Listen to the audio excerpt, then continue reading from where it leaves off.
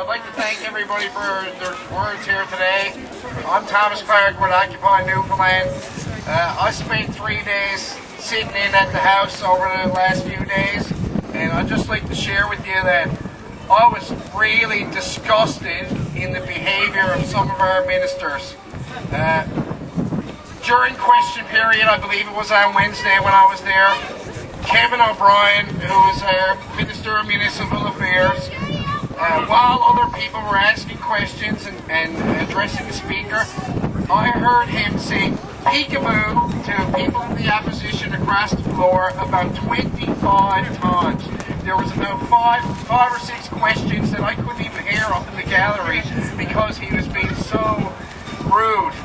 And I just wanted to share that I'm actually ashamed of our government today, just from this bill and from their antics in the House. And everyone else should be truly ashamed of their government at this time.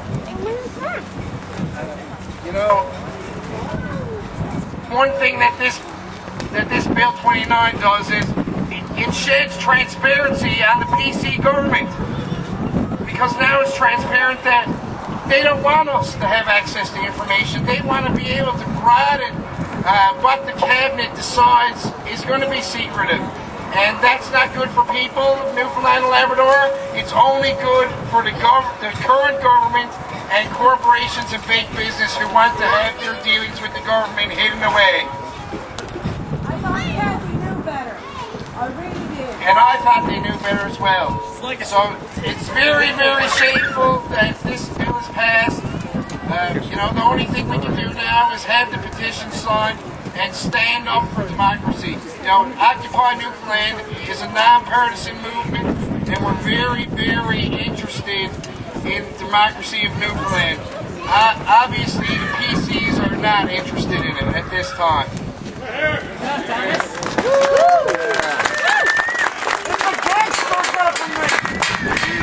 So I'd like to thank everybody for coming out and continue to be involved with democracy. The only way that we can make changes is to be active in democracy. You know, I can't speak for Occupy Newfoundland on the issue I'm about to say now, but personally, between now and the next election, I'm going to be encouraging as many young people to get out and vote as I possibly can. And the only way that we're going to be able to have more on the decisions made for us is to be more involved. And thank you very much for being here today. Is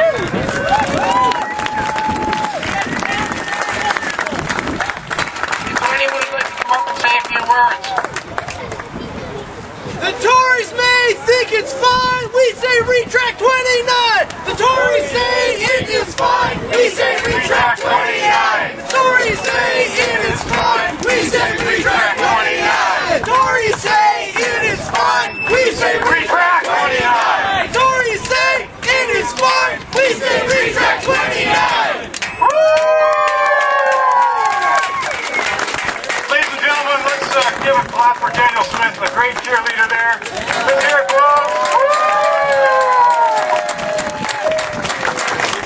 Hi everybody, I'm Jennifer McCreath.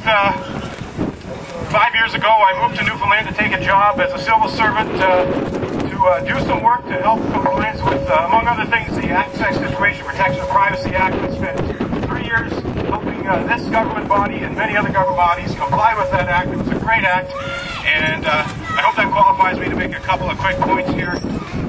Having an independent review board is so important in any situation here. The Information and Privacy Commissioner, the independent body, does not report to Felix Collins. He reports to the House of Assembly, the people that all of us voted into power, and it's critically important to have that position. Unfortunately, Collins and Dunderdale felt that Commissioner Rigg was a thorn in their side, because he stood up for everyone. He went down to court, he fought battles, and he won. He proved that the people in this building sometimes do make mistakes with access. And let me quickly point out another so-called body that's independent is the Human Rights Commission. Well, guess what, folks? That Human Rights Commissioner does not report to the House. That person reports to Felix Collins, and that opens the door for a lot of trouble. It turns human rights into a political issue. I found that out the hard way when I was screwed out of health care by this government, filed a complaint, and they basically, Jennifer, fuck you, get out of here, we can't help you, we don't care. You're talking about the speech.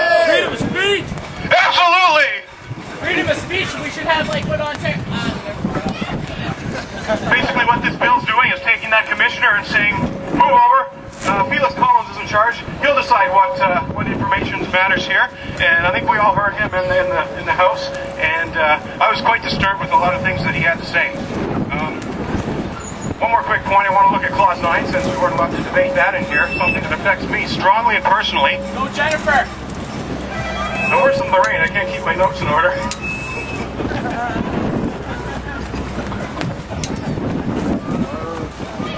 I can't believe what I'm seeing in this house here, people! Clause number 9 wants to amend Section 21. The head of a public body may refuse to disclose an applicant personal information of evaluative or opinionative material to determine suitability or eligibility for employment. So if you want to get a job working in a public body and they don't like you, they can put whatever they want on paper. We don't want to hire Jennifer McGrath because we think she's a freak. You know what? I'll never know that that's it because it's in Terry Riley's box there. It's not in there. It's blacked out. What about people with mental health issues trying to look for a job distributed every day? Mental health issues. I'm apparently mentally ill. I know some might agree with that, but for other reasons. We're all human. It's just not right to see this type of regressive policy. We've heard from other people how it ranks us very low. I'd like to personally thank 11 people who put in, I think, 71 hours this week, often without sleep, without proper nutrition. They cared about all these people out here. And quickly, Jim Bennett, Randy Edmonds, Yvonne Jones, Andrew Parsons, Eddie Joyce, Dwight Ball, Chris Mitchellmore, Jerry Rogers, George Murphy, and Lorraine Michael for all of their amazing work.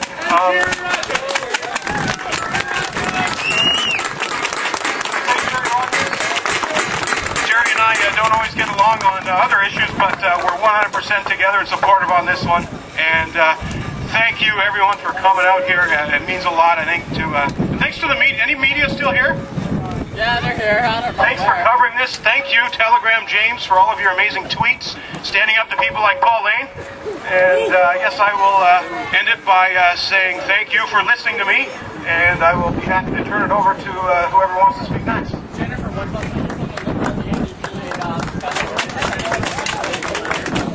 The federal bill of...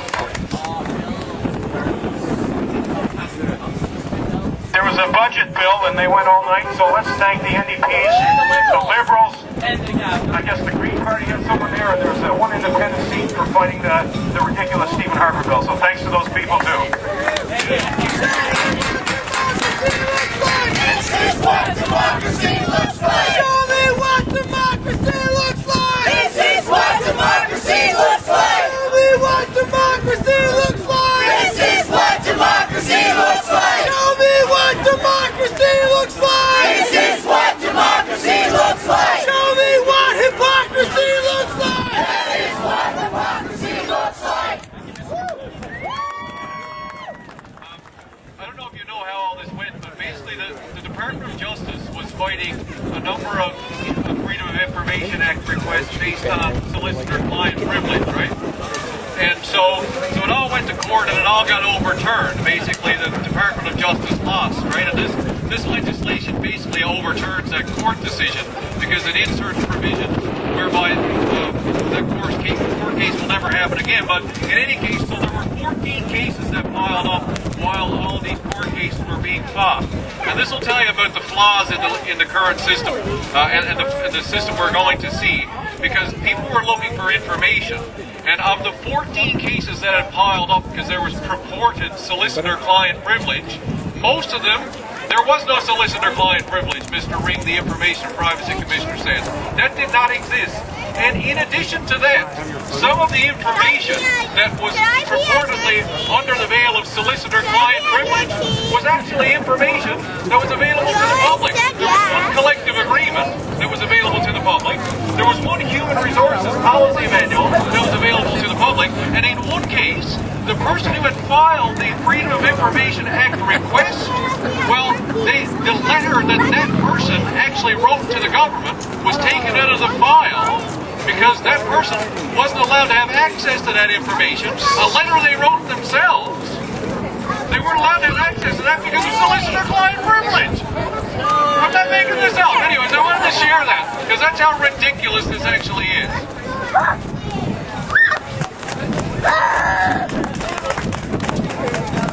So I just want to encourage anyone else who has something they want to contribute, something they want to say, come up here and go here. Hi guys, my name is Nathan Whalen. I'm 18 years old, and last fall I actually became interested in, pursuing accountability with some educational bodies. I was really involved back in high school, and I kind of got a little bit more interested. So I went and I found out about this access to information request. So I filed 3 of them. And when I did, I think that every single person here should go and file an access to information request if you don't understand how the process works. Because it is extremely frustrating. I was quoted, this is something that isn't talked about very much, but right now, before this bill, it was $15 per hour and 2 hours for free. Now it's $25 per hour and 4 hours are free. Steve Kent, sometime this week, actually tweeted about this, and he said that these fees were not meant to be prohibitive. However, they actually are. I work a full-time job because I'm working over the summer, but I'm a student. I was quoted that it would be approximately $600 for me to get the piece of information that I requested. A piece of information that would now cost me nearly $1,000 for me to get access to, because it would take someone apparently a whole work week to compile the information. It's something that is extremely prohibitive to the average person who wants to get information that may not be looked upon by other members of the opposition. This is a team effort here, and we're looking at the democratic process. Individuals are part of that democratic process, and we need to all go through that process more and more, and access to information requests are a great way to do that. So I just want to share that with you. Thank you. Thank you. Anyone else want to share a few words? You're welcome to come up. We'd love to hear what you have to say. I think everyone should be back on Monday. Anybody from the Conservative government here? We're hiding. Where's Kathy Dunderdale? Where she seems to speak about this bill? Can you hear us? Yeah, where's Kathy Dunderdale? And yeah, she's in Alberta right now dealing with something else I found out. I'm sick and tired of this government. I'm a Canadian citizen of Canada. I don't care what province I'm from. I love wonderful people, but I'm sick of corporate greed. I'm sick and tired of this house laws up here and all that stuff. It's just sickening. People are losing their jobs, losing their houses, and you get these rich CEO idiots out there. I'm not trying to use foul language. It's just garbage. People need to stand up. That's why we have these Occupy movements. I'm just going to say, give it another couple of years. This place is going to be a police state very soon. Thank you. Anyone else want to say a few words? You're totally welcome to come up. Everyone should come back on Monday when the house is open. Yes. At 1 o'clock again, so that they see them when they're coming into the house. Yeah! Get your voice heard. In that spirit, I want to encourage people to actually go to the House of Assembly debates and sit in the gallery, because your presence does make a difference.